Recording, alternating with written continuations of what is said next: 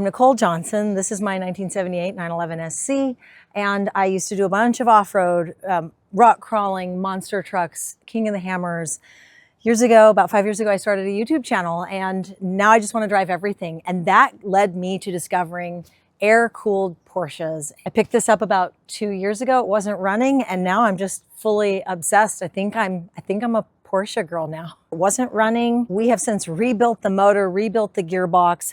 So I'm about 2 years into having an air-cooled car, and there's just nothing we haven't touched on this car. Every nut and bolt has been gone through, suspension is dialed, and I'd like to think I brought this back to life. When we first got the car, if you turned left, the horn went off. So we've since sorted that out. I chose this car because it was broken and I could afford it. So we took on a little bit of a project. We had no idea how deep of a project that we would get into.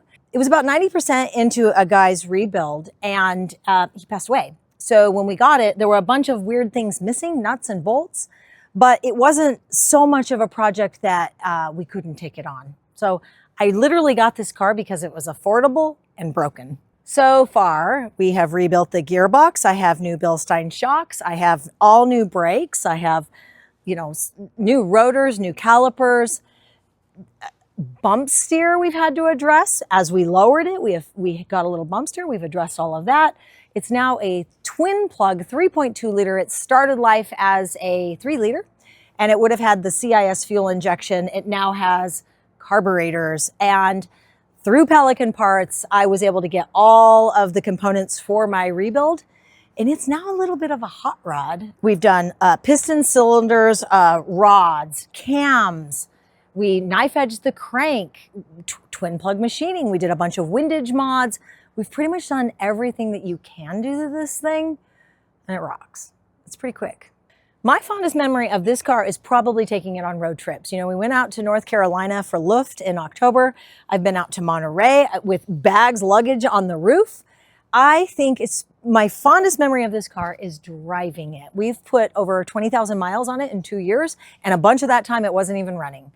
We've gone on some really cool rallies with Overcrest. We've gone camping with it, and we've gone up to the snow. My husband and I have taken this quite a few places in the 2 years that we've owned it, and I want to drive this car. My fondest memory is driving this car.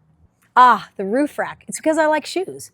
I went to Monterey a couple of years ago, and I realized I was going to have to take a lot of luggage with me. So I found the Renline roof rack, and I thought that is a perfect solution. Love it. I have totally put bags on the roof. In 10-degree weather, solo across the desert, this thing rocks. My favorite detail about this car is probably the little nerdy plaque in the back, where you would normally put the ignition coil, or two in this case because it's twin plug.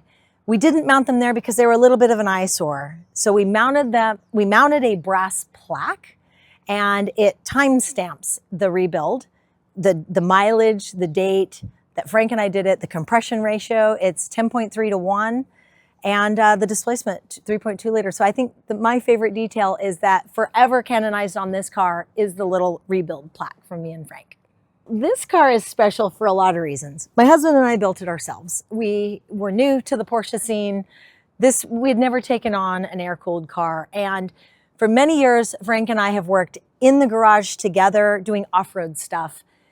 Then I went off and I did monster trucks for a while, and I was sort of absent from that because that was my job. And I left him at home while I went off and did monster trucks. So for a lot of years, we just didn't have a car hobby.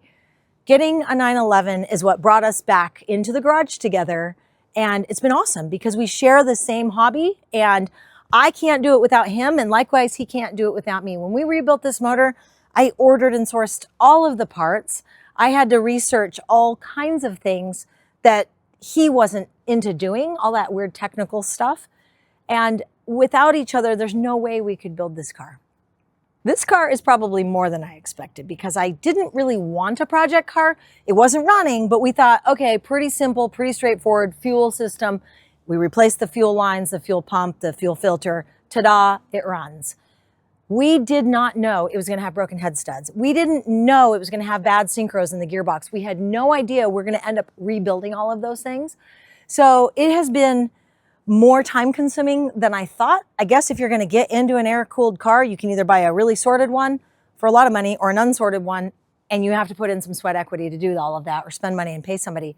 Because it's carbureted, it's always going to have some funky quirks. We ripped out the CIS injection and went to carburetors, which in itself means I'm kind of going backwards in technology. And depending on, the climate, if it's cool or hot, or we're in a high or a low altitude, it's always screaming for attention. The quirk on this car now is that the carburetors are like toddlers, like always yelling at me to give them attention, but they do sound really good. They sound really good. The induction sound is incredible in this car. To be honest, it has taken a lot more of our time and resources than I thought, but I wouldn't exchange it for anything. I've learned a lot.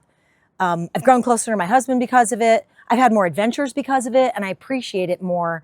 So in a way, it's actually been something that's changed our life, because it has helped us realize what's important to us, and it's helped us make different decisions in our life that we were never going to make but for having a Porsche. So this car is significant in that it's like a new page turning for us. Oh, good old 814. August 14th is Frank and my anniversary, our wedding anniversary. And way back when we were rock crawling together, it was always our team number. I had signed up for my very first off-road event, and I'm registering for it the morning of the event. And they said, "What's your team number?" And I went, 814. I knew what that was. I knew that meant August 14th. I get these little Home Depot mailbox numbers that they had 0 through 9 sitting there on the desk. I grab an 8, a 1, and a 4. I throw it on my rock buggy, and my husband goes, "What's that?" Oh, I'm so offended. Of course you're supposed to know 814 is our anniversary. So it's always been our team number. We've always run it on our cars. And this means Frank and Nicole are here. Huge thanks to Pelican Parts, Bill Stein, Eisenlohr Racing Products, Tarot Engineering. I mean, we have had Continental Tires. What else? There's so many people behind us and rooting for us to build this car. I could not have done it without fantastic partners. Also my mom, my family, and my husband.